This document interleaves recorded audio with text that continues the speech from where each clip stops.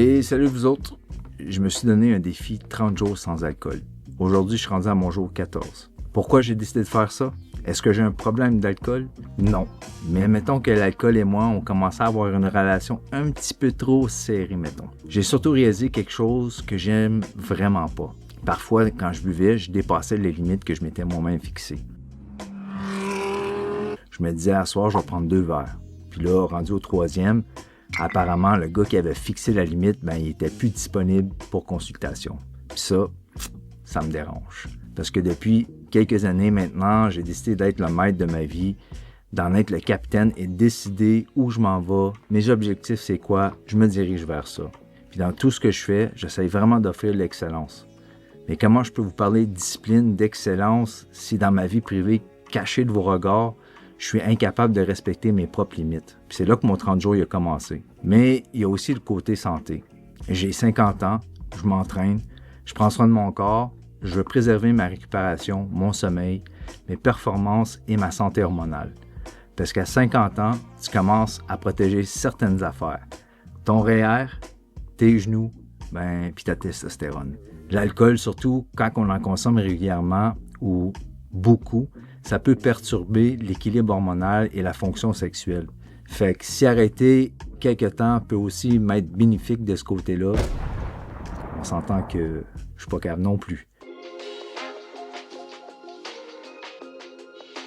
Avant de commencer mon 30 jours, j'ai lu un livre qui s'appelle The Naked Mind de Annie Grace.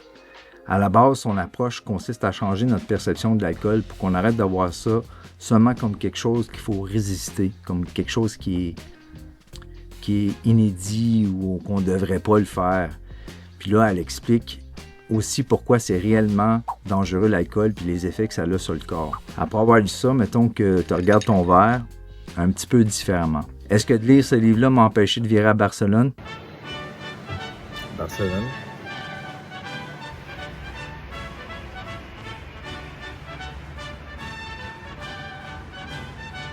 Oups! Non, vraiment pas. Mettons que le message, je l'avais lu et je ne l'avais pas encore complètement intégré. Puis aujourd'hui, par exemple, je vois ça différemment. C'est un peu comme savoir que ton cholestérol il est dans le tapis et de continuer de manger de la poutine 4 fois semaine. Tu peux le faire. Tu peux en manger de la poutine quand tu es rendu là. Mais tu sais que tu vas faire une crise cardiaque puis tu peux pas dire que tu le savais pas. C'est comme ça avoir 50 ans. Il faut faire attention à soi. Les décisions qu'on prend à partir de 50 ans, c'est très important. Ils ont chacun un impact sur notre vie. Est-ce que je vais reboire après mes 30 jours?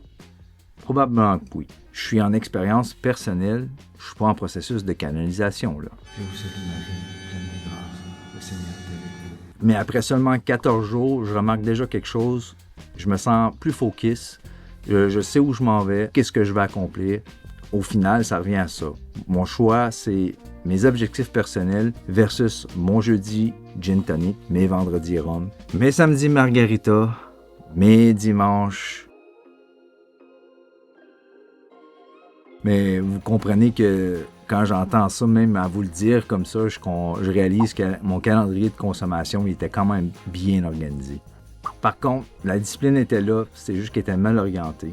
Pour l'instant, c'est mes objectifs qui gagnent versus mon plaisir de prendre un verre. Dans 21 jours, je vais vous refaire un coucou pour vous dire où j'en suis dans cette réflexion-là. Bonne semaine!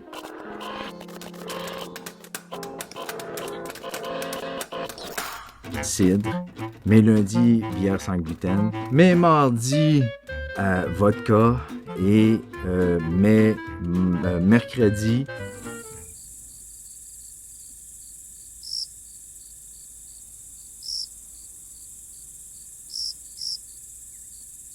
Accouche!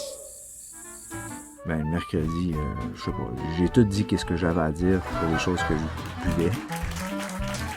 Mais je buvais pas tant que ça, là.